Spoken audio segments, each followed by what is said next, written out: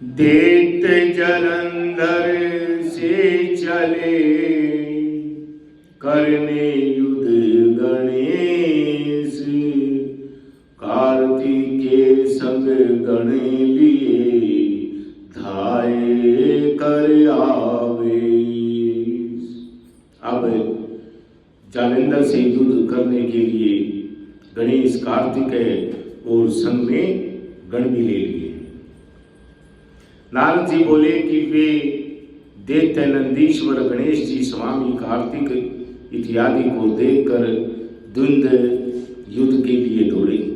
काल नेमी नंदी के और शुंभ गणेश जी के व निशुंभ नंदी स्वामी कार्तिक के पास कवच धारण करके युद्ध के लिए जा पहुंचे। निशुंभ ने स्वामी कार्तिक के मोर के हृदय में 5 बाण मारे, वह मूर्छित होकर गिर पड़ा।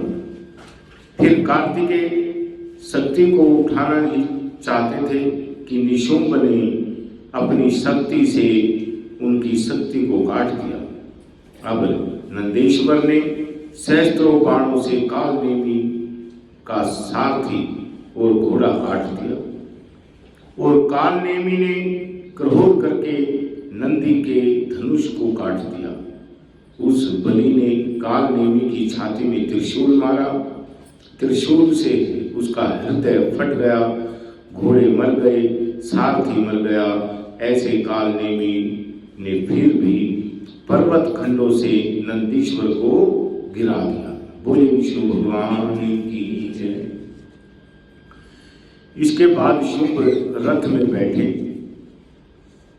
गणेश जी मूषक पर बैठे कर दोनों आपस में बाणों से लड़ने लगे और गणेश जी ने एक बाण शुंभ के हृदय में की ओर 3 बाण सारथी के हृदय में मारकर घायल कर दिया। फिर शुंभ ने भी कुपित होकर मूषक और गणेश जी के बाण मार मेघ की तरह गर्जना की। बाणों में घायल मूषक जब नहीं चल सका तब गणेश जी उसके ऊपर से उतर कर पैदल चलने लगे। फिर गणेश जी ने फरसा मारकर शुंभ को पृथ्वी में गिरा दिया और आप मूषक पर बैठ गए। अब काल नेमी और निशुंभ दोनों ही बाणों से गणेश जी को मारने लगे, जैसे कोई मनुष्य अंकुश से हाथी को मारे।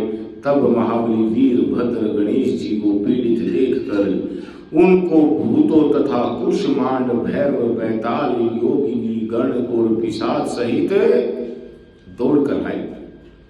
फिर किलकिला शब्द और सिंह की गर्जना से पूर्ण हुए पृथ्वी कांपने लगी। वे भूमि पर दौड़कर दैत्यों को खाते और संग्राम में उछलते कूदते थे। नंदेश्वर और स्वामी कार्तिक सावधानी से संग्राम में बाणों से दैत्यों को मारने लगे। छिन्न भिन्न मरी हुई तथा शिव जी के गुणों से खाई हुई दैत्यों के सेना व्याकुल हो और उदास हो गई। तब जलंधर सेना को छिन्न भिन्न देख बड़ी ध्वजा वाले रथ में बैठकर गणों के सम्मुख आया। उस समय जलंधर के बाणों से पृथ्वी ऐसे ढक गई जैसे आकाश कोहरे से ढक जाता है। उसने 5 बाण गणेश जी के, 9 बाण नंदी के और 20 बाण वीरभद्र के मारे और मेघ की तरह गरजने लगा।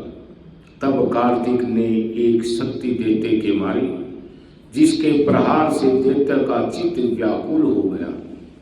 फिर उसने भी क्रोध में आकर गदा लेकर स्वामी कार्तिकेय को मारा। गदा के लगने से वे भूमि पर गिर पड़े।